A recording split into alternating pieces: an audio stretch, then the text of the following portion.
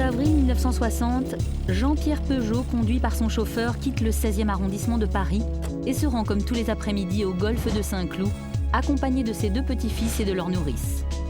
C'est un club huppé où les membres sont triés sur le volet. La famille Peugeot a ses habitudes dans ce lieu de rendez-vous de la haute bourgeoisie parisienne. 16h. Jean-Pierre Peugeot est sur le green et commence un parcours. Pendant ce temps, la gouvernante accompagne Éric, 4 ans, et Jean-Philippe, 7 ans, au jardin d'enfants attenant réservé à la clientèle du golf. Les 2 petits garçons connaissent bien les lieux et s'empressent de retrouver leurs camarades. La gouvernante profite de ce moment de calme pour feuilleter un magazine. Le chauffeur attend lui dans la voiture. Mais cette douce après-midi va tourner au cauchemar. Un homme s'est introduit dans l'enceinte privée du golf. Il guette sa proie. 17h25, il surgit et se précipite vers le toboggan. En quelques secondes, l'inconnu saisit Éric Peugeot et s'enfuit à travers une brèche dans le grillage.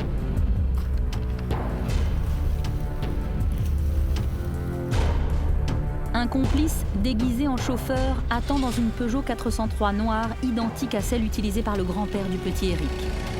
Les ravisseurs passent ainsi inaperçus et parviennent à prendre la fuite avec leur otage.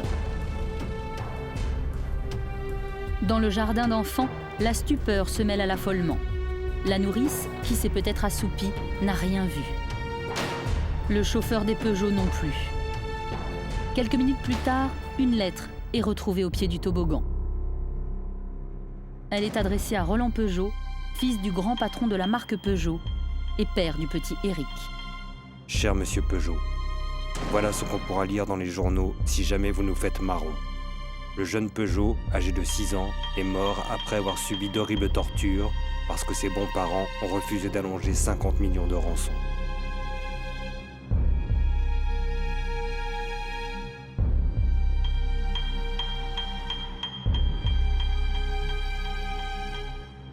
La missive, anonyme, tapée à la machine, est d'une rare violence.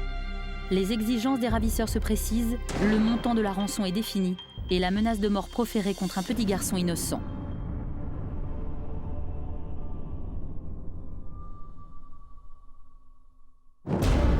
Le commissaire Pierre Angeli et ses hommes sont immédiatement dépêchés sur les lieux de l'enlèvement. Le golf est passé au peigne fin, les premiers témoins entendus, mais les indices sont minces. Seul le jardinier du golf affirme avoir vu une 403 Peugeot noire avec à son bord 2 hommes qui semblaient attendre. Les enquêteurs poursuivent leurs investigations et découvrent que la porte grillagée du jardin d'enfants, habituellement fermée par une chaîne, a été cisaillée. Les ravisseurs ont manifestement bien préparé leur coup. Leur cible, Éric Peugeot, n'a pas été choisi par hasard.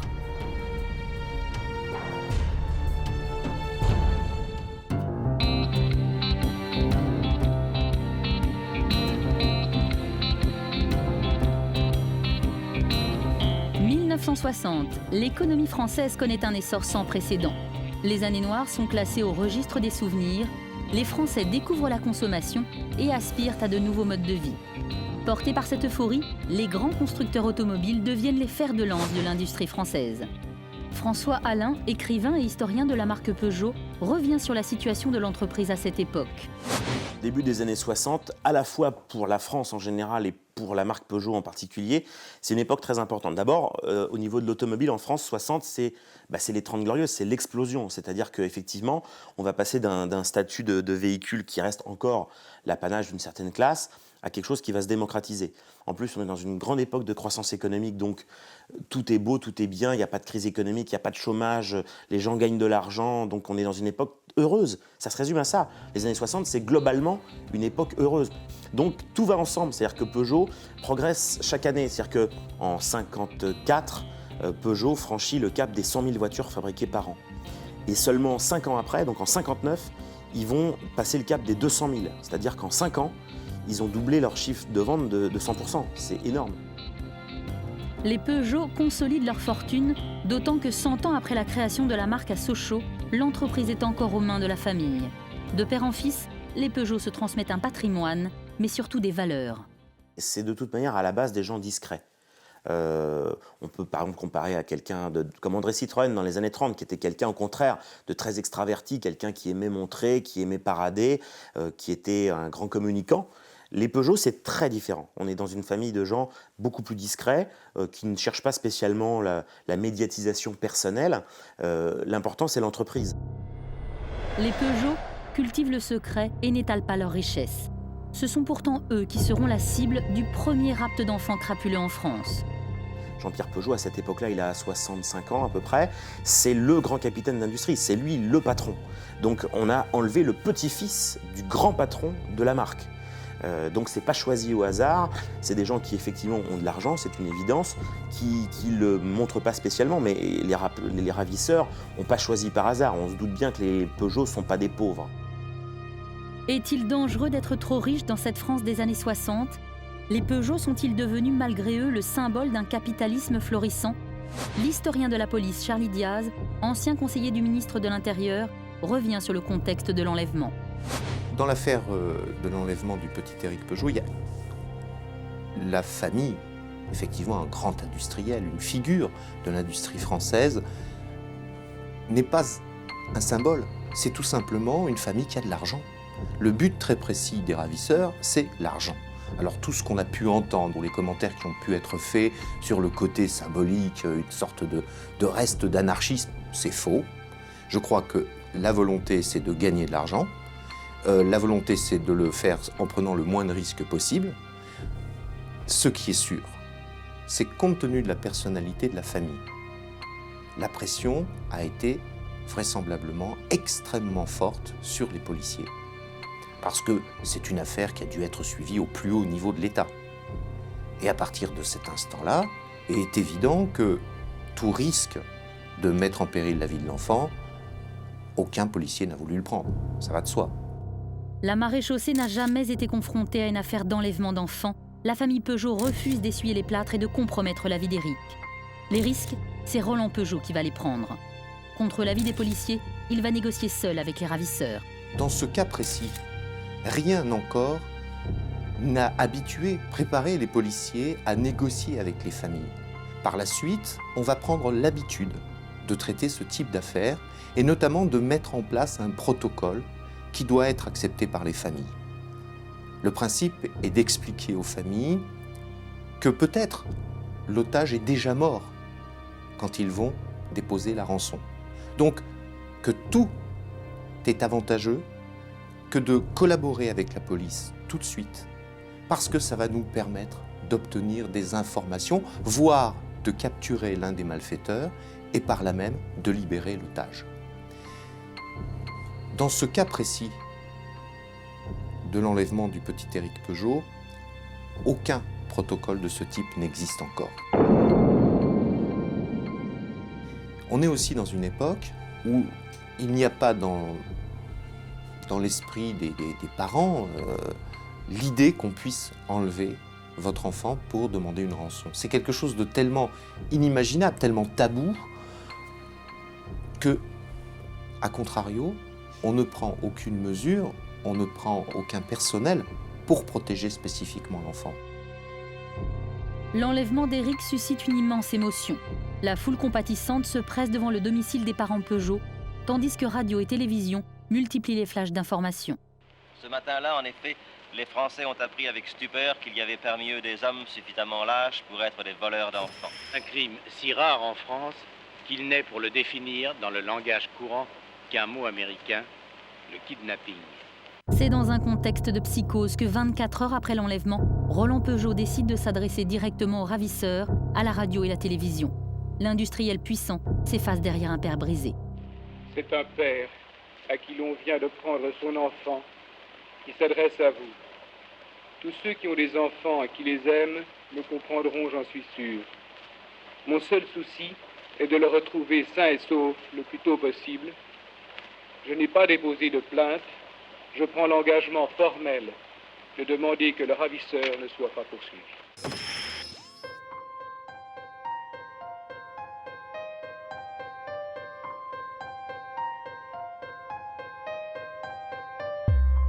Épierus, petite bourgade paisible à 35 km à l'ouest de Paris. Dans une ferme isolée, un petit garçon regarde la télévision en mangeant du chocolat. Les volets sont clos, il ne sait pas que les deux hommes qui jouent aux cartes avec lui le soir le menacent de mort. Pour lui, ce sont deux amis. Pour la police qui ignore leur identité, ce sont les ennemis publics numéro 1. Ils s'appellent Pierre Larcher et Raymond Roland. Larcher a 38 ans. C'est une petite crapule qui arrondit ses fins de mois avec de menus trafics et vit au crochet de sa maîtresse, patronne de bar dans le 11e arrondissement. C'est là, en 1955, qu'il sympathise autour d'un verre avec Raymond Roland. Ce playboy de 24 ans plein d'aplomb gagne sa vie en vendant des billards et des machines à sous. Il est vaniteux, mythomane et rêve de mener la grande vie dans la capitale. Les deux hommes ont en commun des origines bretonnes, mais surtout une très mauvaise situation financière. L'inspecteur de police Pierre Perrault a été un homme clé dans le dénouement de l'affaire Peugeot. Il se souvient de la naissance de ce projet d'enlèvement. Vous savez comment ils ont trouvé ça? Quelle est la base de cette affaire-là? Vous le savez. C'est un roman policier qu'ils ont lu et qui les a inspirés. Écoute, réfléchis. Les Wilton sont millionnaires. Tu l'as bien vu dans les journaux. De plus, c'est sa gosse, sa fille unique. Qu'est-ce que tu crois? Qu'il va marchander la rançon de sa môme? Je sais bien, répondit l'autre, mais pour trouver 500 000 en liquide? Un gars qui est à la tête de 6 millions de dollars a les moyens de se démerder. Si personne n'a jamais mené ce genre d'affaires à bien, c'est par manque de culot. Les mecs ne misent pas assez gros, c'est tout. Je suis tranquille. Ce coup-ci, ça va marcher. Alors autant ramasser le paquet. Quand ils ont lu le roman policier, ils se sont dit, bon, il faut qu'on enlève un enfant. Mais comment? Qui? Oh, mais ils ont dit, mais Peugeot, c'est riche. Là, on va pouvoir prendre de l'argent. C'est comme ça que c'est venu. Alors, ils ont fait une enquête autour, ils ont vu qu'il y avait un gosse qui allait tous les jours au Paris. Et c'est ça, ils ont fait des surveillances et tout, puis ils l'ont enlevé.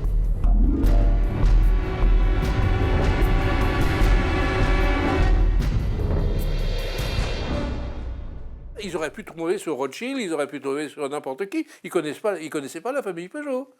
C'est simplement parce que quand ils ont fait des recherches pour trouver quelqu'un qui avait beaucoup d'argent et qui était susceptible d'avoir un enfant ou un petit enfant, ils sont tombés là-dessus.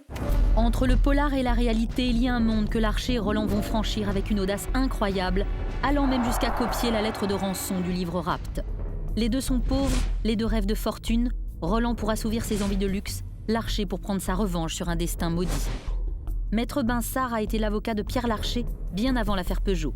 Il revient sur le parcours de son client. D'abord, il avait eu une enfance et une jeunesse pénible. Il avait perdu ses parents assez tôt et la première bêtise qu'il avait faite à Nantes, il avait été condamné pour la première fois à 3 ans de prison, ferme. Si bien qu'il en avait conçu une certaine rancune, une certaine hostilité contre la société.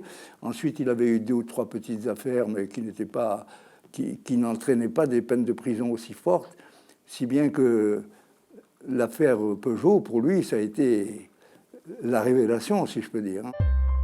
Roland vient lui aussi d'un milieu misérable.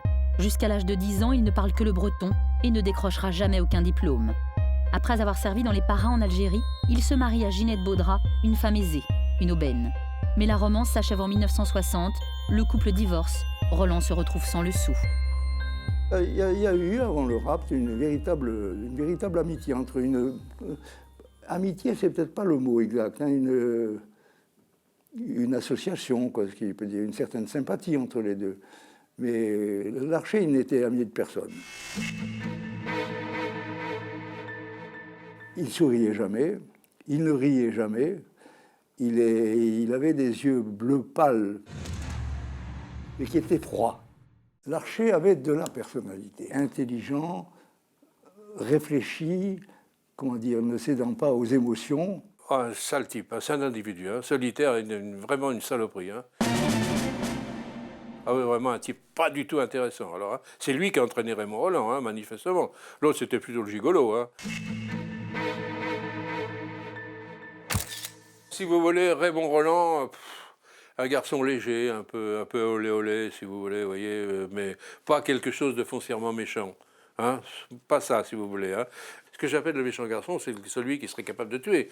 Raymond Rolland n'a jamais tué le gosse, hein, ça, c'est pas possible. Larcher, je sais pas. Hein. Je ne veux pas me prononcer sur Larcher. Hein. Mais sur Raymond Rolland, non, c'était pas un mauvais garçon, finalement. Mais enfin, il avait quand même participé à ça, et puis c'est tout. Hein. Rolland, plus exactement, était l'ombre de Larcher. Hein. Par conséquent, il concevait pas tout cela, c'est pas lui. Il exécutait, c'est tout. Il conduisait la voiture. Quoi. Tout le rapt, la surveillance du petit Peugeot dans le square où il a été finalement enlevé, car il y a eu des surveillances, hein, d'abord. La location de Grésy-les-Plâtres, tout ça, c'est Larcher. Une brute intelligente et un garçon influençable, un calculateur et un intrépide, les deux hommes scellent vite leur destin autour d'un même mépris pour les riches. Ensemble, ils vont changer le cours de leur vie. Il y avait ce qu'on appelle la grande délinquance, la criminalité, etc. Tandis que Larcher et Rolland ne faisaient pas du tout partie du milieu proprement dit. Absolument pas. C'était à côté des petits qui agissaient seuls, qui n'avaient pas de relations, etc. Je ne me doutais pas qu'ils pouvaient se lancer dans une aventure pareille. Si bien que j'ai appris le rap du petit Peugeot comme tout le monde, mais après, quand j'ai appris que c'était Larcher et Rolland, j'en étais absolument ébahi. Les auteurs du crime qui tient la France en haleine, ceux qui ont osé s'attaquer à une des familles les plus puissantes du pays, ne sont donc pas les gangsters organisés que la police imagine, mais des petites crapules sans envergure, des malfrats qui séquestrent un petit garçon innocent, synonyme de fortune. Celui qui va peut-être changer leur vie est là, dans cette maison tranquille. Éric Peugeot mange à sa faim, dort dans un lit sans drap et demande simplement quand est-ce qu'il reverra sa famille.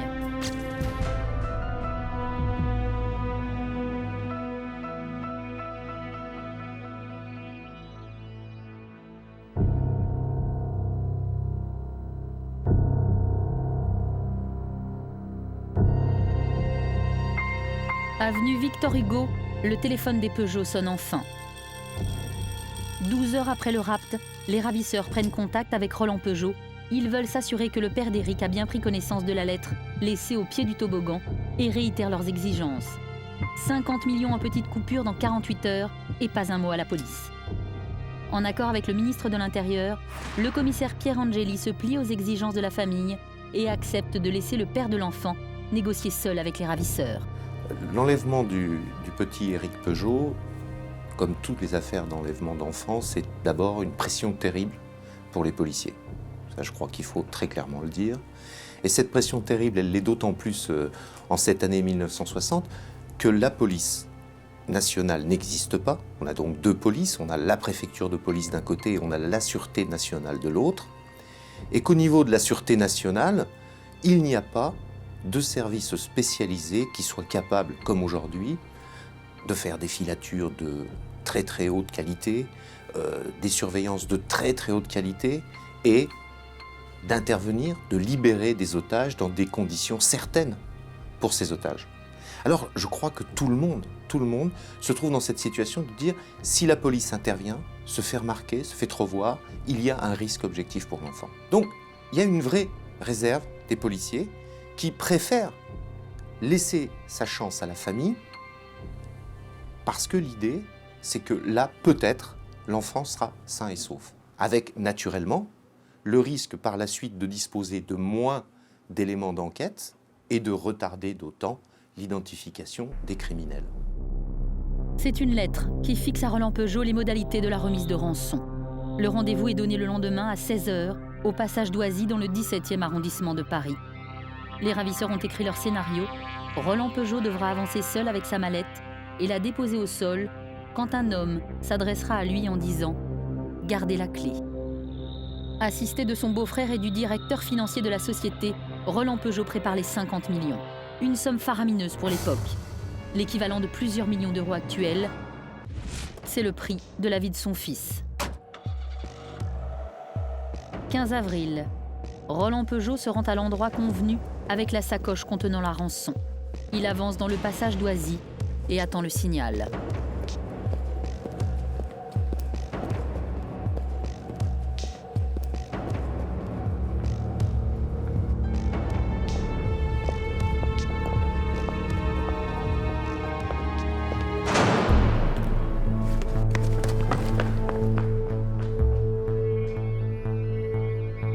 Pour récupérer le butin, les ravisseurs ont pris tous les risques, se déplaçant personnellement à visage découvert. Coup de chance, personne n'est là, aucune filature n'a été prévue, alors qu'un seul photographe embusqué près des lieux aurait certainement permis d'identifier les criminels, comme le prouvera plus tard la presse planquée dans les immeubles environnants au cours d'une reconstitution.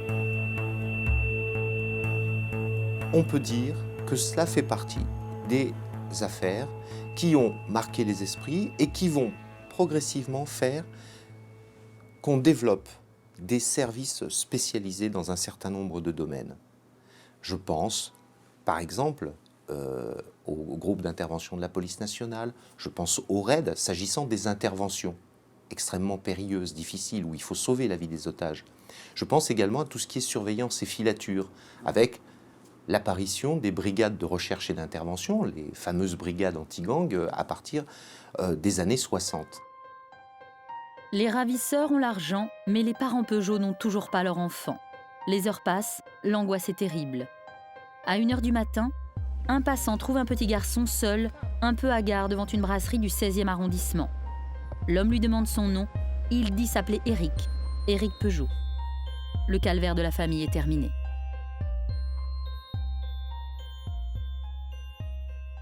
Je suis heureux, c'est pas la peine de vous dire combien, je pense que vous vous rendez compte suffisamment du fait d'avoir retrouvé notre enfant. C'est suffisant pour vous expliquer quelle joie nous avons, je sais pas, vous trouvez d'autres mots pour le dire. J'ai agi sans la police, absolument seul. C'était probablement la seule façon d'arriver au résultat que nous avons obtenu. Tout cela s'est passé comme dans un roman noir. Mais tout finalement s'est bien terminé, puisque, rendu à ses parents, le petit Éric Peugeot ne garde de sa captivité que ce souvenir. Bien amusé. Tu t'es bien amusé? Oui. Éric oubliera très vite. Peut-être a-t-il déjà oublié. Enfin, après 3 jours d'angoisse, l'heureuse nouvelle éclatait. Le petit Éric avait retrouvé son père, sa mère et son frère aîné.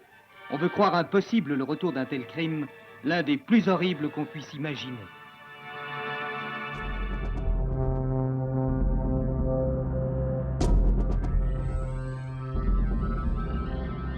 Les mois passent et l'enquête piétine.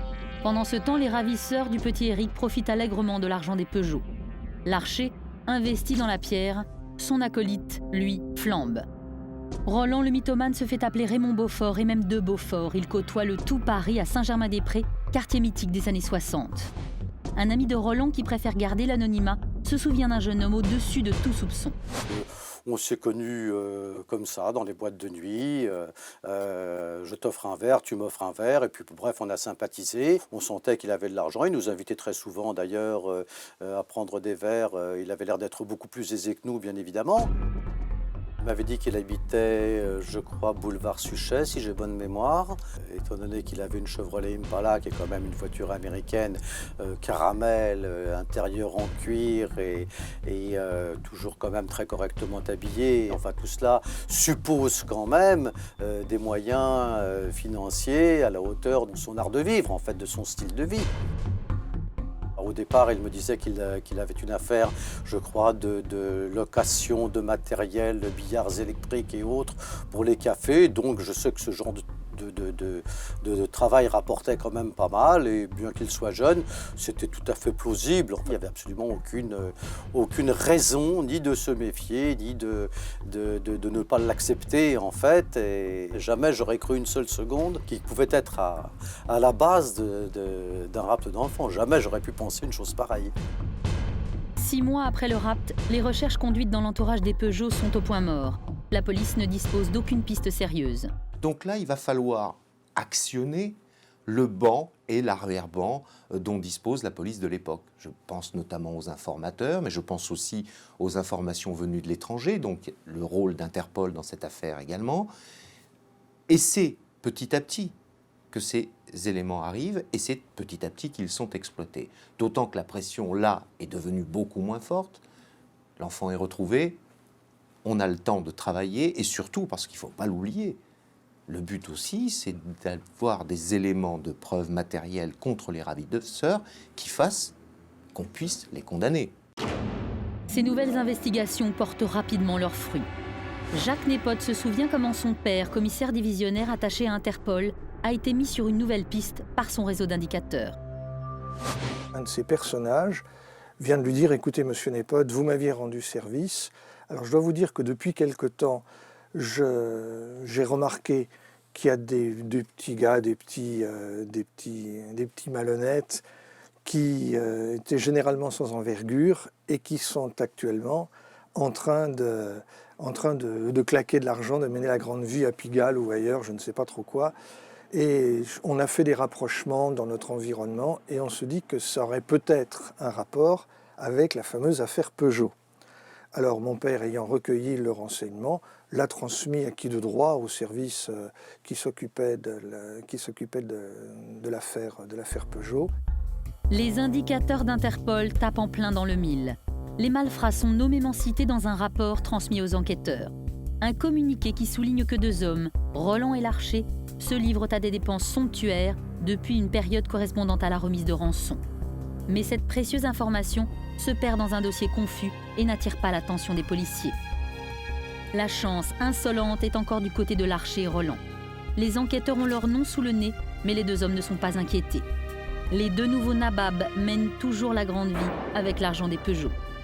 Une famille Peugeot qui s'impatiente. Jean-Pierre Peugeot n'a pas l'habitude de voir son autorité contestée. C'est un patron en colère qui convoque les policiers chargés de l'enquête et tape du poing sur la table. Il était tellement furieux de voir ce qui se passait qu'il avait dit au besoin, moi je confie l'affaire à la police privée, je suis prêt à redonner 50 millions. Pour réussir. Je veux absolument qu'on trouve les ravisseurs de leur... Je le tiens. La famille Peugeot a les moyens de faire pression sur la police. Leurs exigences ressemblent à des ordres. Très vite, les têtes tombent. Tout le monde avait décidé, à la suite des interventions de Jean-Pierre Peugeot, qui trouvait que la police française n'était pas efficace, de dessaisir le commissaire chargé de l'enquête, commissaire principal Pierre Angély, mais il fallait un supérieur hiérarchique. C'est le commissaire Denis qui est chargé de reprendre l'enquête. Il s'adjoint immédiatement les services de son collaborateur Pierre Perrault. La pression est énorme, il faut des résultats, et vite. J'ai commencé à voir les dossiers, les procédures, etc. À un moment, j'ai cru que j'avais identifié les auteurs. En fait, c'était des gars qui avaient commis une agression à main armée à Bordeaux. Bon, ils ont été arrêtés. J'ai sorti une chaîne de prostitution sur les États-Unis, des gens qui envoyaient des prostituées aux États-Unis. Enfin, des trucs comme ça, quoi, si vous voulez. Autour, tout en travaillant. Et puis, je me suis rendu compte aussi d'une chose, c'est qu'en définitive... tout avait bien été exploité par Pierre Angély, il a fait du bon boulot avec son équipe, ils avaient bien travaillé, etc. Sauf un élément. La lettre de la rançon. Ah, je regarde ça, je dis, mais enfin, c'est le seul élément qui n'est pas exploité. Je vais voir Denis, je lui dis, écoutez, voilà le problème. Pour moi, dans le dossier, tout a bien été, sauf la lettre de la rançon.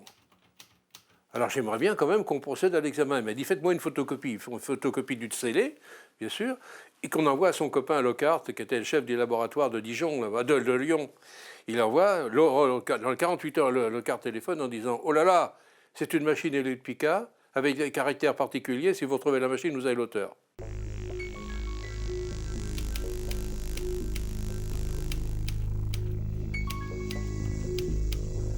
C'est un élément de base solide.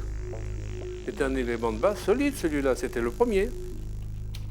La machine à écrire est un indice précieux, à condition de trouver son propriétaire. Voilà le problème qui s'est produit, c'est qu'il y avait des tas de cochonneries dans ce dossier. Il y avait des lettres de toutes sortes, des dénonciations, des machins, des lettres anonymes, des tas de trucs.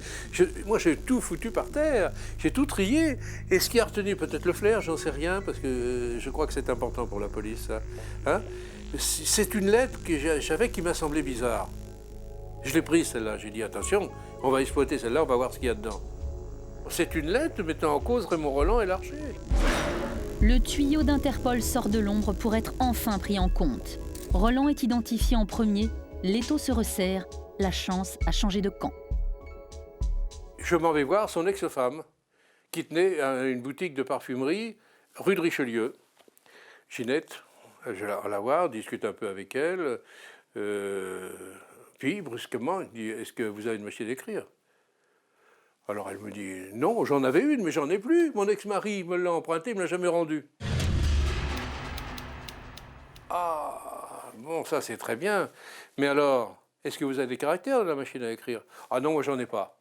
Mais dites, écoutez, j'ai mes parents qui tiennent un café à la flèche.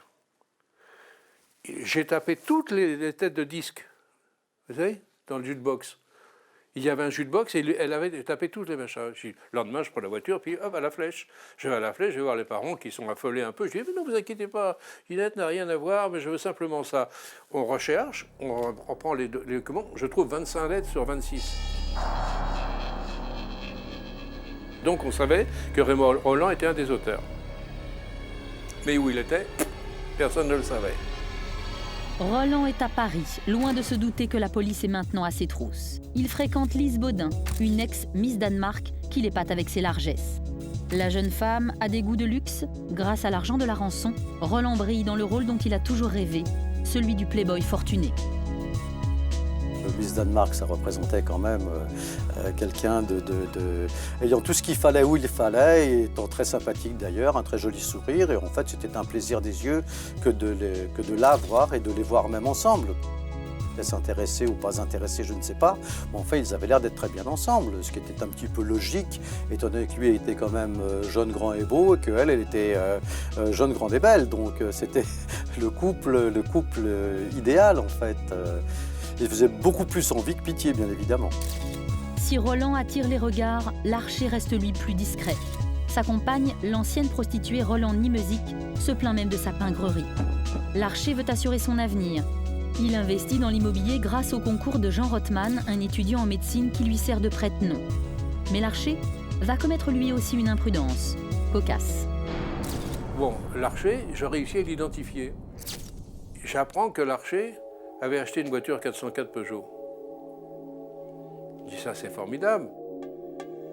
Le nouveau riche peut enfin se payer la voiture de ses rêves, c'est une Peugeot. En se rendant chez le concessionnaire, l'archer restitue une partie de la rançon. Il signe un chèque, mais également sa perte. Je vais chez Peugeot, je dis à Peugeot, je recherchais, est-ce que vous avez un achat d'une 404 par nommé l'archer, etc. Il recherche, il dit oui. Mais je dis, mais comment elle a été payée? Mais il dit, mais par un chèque. Sur quelle banque? Telle banque. Le directeur, il me reçoit, il me dit, mais qu'est-ce qui se passe, monsieur? Je lui dis, écoutez, je vous demande ma parole d'honneur. Je m'occupe d'une enquête actuellement, il y a le secret le plus absolu. Je ne veux pas qu'on la loupe, surtout. Alors, j'ai besoin de vous. Est-ce que vous êtes d'accord? Il m'a dit, je suis d'accord, qu'est-ce qui se passe? Alors, je lui dis, je m'occupe de l'enlèvement Éric Peugeot. Ah, mais monsieur, il fallait le dire tout de suite, mais je suis à votre entière disposition, etc. Il dit, alors quoi? Ben, je lui dis, voilà. Alors, il fait venir le compte, sans rien dire à personne. Il regarde, il me dit, j'ai un chèque qui vient d'arriver, ils sont à Megève.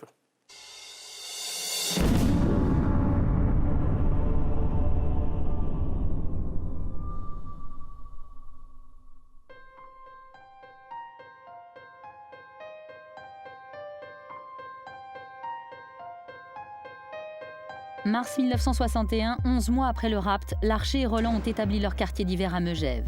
Ultime provocation, leur résidence, les 6 enfants, se situe à quelques mètres seulement du chalet où les Peugeot viennent passer leurs vacances. Pour ce séjour aux aires de Dolce Vita des Neiges, les 2 hommes ont invité leur maîtresse, mais aussi Rothman et Mitsuko, une stripteaseuse rencontrée dans une boîte de nuit de la région. Grisés par cette vie facile, les 2 imposteurs ont baissé la garde. L'enlèvement est loin. Ils pensent ne plus pouvoir être inquiétés. Mais dans la nuit du 4 au 5 mars 1961, le commissaire Denis et l'inspecteur Perrault arrivent à Megève. L'archer et Rolland sont enfin localisés, hors de question de les laisser filer. On arrive à Megève, donc immédiatement on prend toute disposition pour faire l'intervention dans la villa où est censé être. Bon, on fait cette intervention et on trouve Lise Baudin et Raymond Rolland couchés ensemble, etc., mais pas les autres. Alors, bien sûr, on les prend avec nous, et puis on se dit, mais où ils sont les autres? Et on apprend à ce moment-là qu'ils étaient partis par la route. Ils rentraient sur Paris avec la 404, en passant par la Suisse. Mais il y a eu un problème, c'est qu'à Lyon, je ne sais pas ce qui s'était passé, il y a un journal de Lyon qui paraît le dimanche, qui relatait l'opération. On s'est dit, si jamais ils tombent là-dessus, c'est foutu, ils vont se sauver, on ne les retrouvera pas. Pour la police, c'est un coup dur. À un moment aussi crucial de l'affaire, comment pareille information a-t-elle pu filtrer? Pierre Mérindol, alors grand reporter au Progrès de Lyon, est le premier à avoir eu vent de l'opération de Megève. Je faisais mon retour à l'hôtel de police, qui était à l'époque 4 Vauban. C'est un peu une pétaudière, mais enfin, bon. Et je trouve, j'y vais le samedi après-midi, vers 17h, le désert, personne. Alors j'avise un fonctionnaire qui devait faire le chauffeur remplaçant, et je lui dis, mais c'est curieux, tout le monde est parti. Elle me dit, bah oui, ils sont tous à Megève pour l'arrestation des ravisseurs du petit Peugeot. Le 5 mars au matin, le Progrès annonce à la une l'arrestation des ravisseurs du petit Peugeot, alors que l'intervention des policiers est en cours. L'opération est dès lors compromise. Je serai encore en activité, je n'agirai pas différemment. Parce que si on est aux ordres des flics, on ne peut pas sortir d'affaire. Larcher est en fuite et à tout instant, il peut découvrir en une du journal que la police est à sa poursuite. Pour le commissaire Denis, la course contre la montre commence. Denis était fou de rage parce que imaginez que tout se passe différemment, que le couple qui rentrait à Paris et achetait en même temps que des cigarettes et achetait le Progrès. Alors j'ai fait faire des barrages quand même sur la route, etc. Ils ont été interpellés à Bourg-en-Bresse.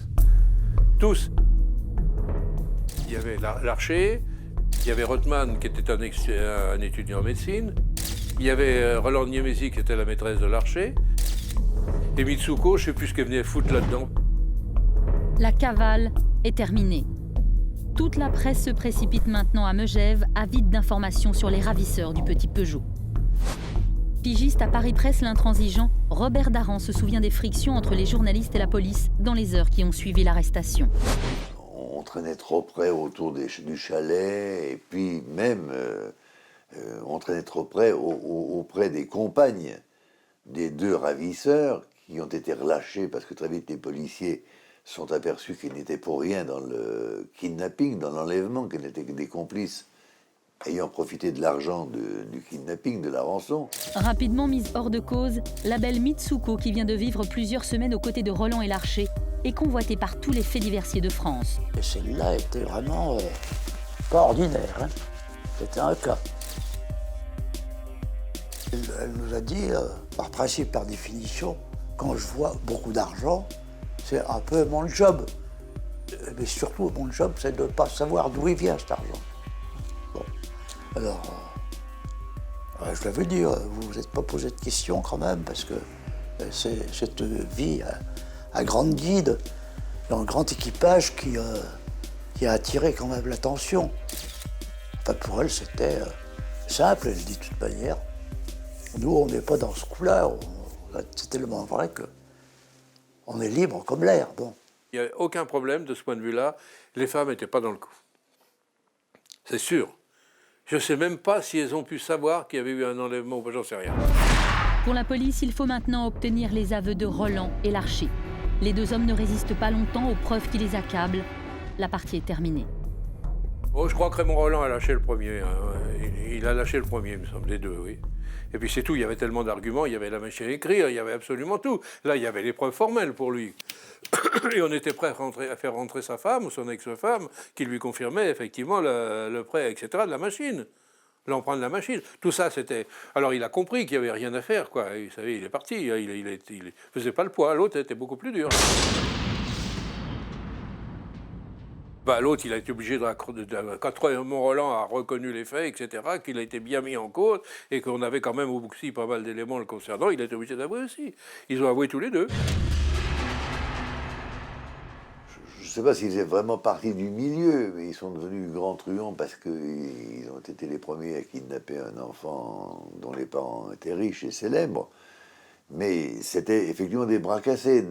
Sinon, ils n'auraient pas dépensé du fric comme ils l'ont fait dans toutes les boîtes et les casinos de la région, au point de se faire remarquer. Donc c'était quand même effectivement des pieds nickelés.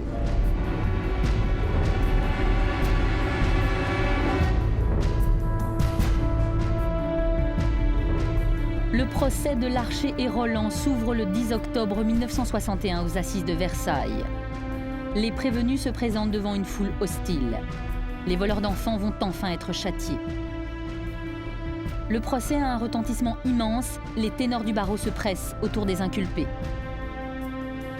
Tixier-Vignancourt pour Roland, Fleuriot, assisté de Binsart pour Larcher. C'est une affaire exceptionnelle. Ça ne se passe qu'une fois dans la vie, à mon avis. À cause de la famille Peugeot. Et puis le rapt aussi, c'était rare. C'était la première fois qu'il y avait un rapt d'enfants, quand même. Ils inauguraient la série, si je peux dire. La tâche des avocats semble insurmontable, tant les charges qui pèsent sur leurs clients sont lourdes. C'était presque un procès perdu d'avance. Ils ont reconnu les faits dès le premier jour. L'instruction n'a pas été compliquée. On se demandait même qu'est-ce qu'on pouvait plaider dans cette affaire-là. Les faits étaient reconnus, la responsabilité était reconnue. Par conséquent, la loi tombait. La presse se déchaîne et en demande encore. Pour les journalistes qui se substituent souvent bien volontiers aux enquêteurs, les deux petits malfrats qui vont être jugés, ceux qui ont défié une grande famille d'industriels en kidnappant un enfant, ne peuvent pas avoir agi seuls. Ils cherchent le cerveau de l'affaire et fouinent dans l'entourage des Peugeot. Une tante de la famille à la vie dissolue, Colette Peugeot, sera même un temps soupçonnée d'avoir participé au rapt. Mais cette campagne de calomnie va tourner court. La presse cherchait constamment à trouver derrière eux quelqu'un de plus haut placé, de plus puissant, etc., comme si eux-mêmes n'avaient pas été capables de mener seuls cette affaire, mais qu'il y avait nécessairement, au-delà, d'autres personnes responsables. Et c'est ainsi qu'ils ont mis en cause Colette Peugeot, qu'ils ont mis en cause qui encore il y avait.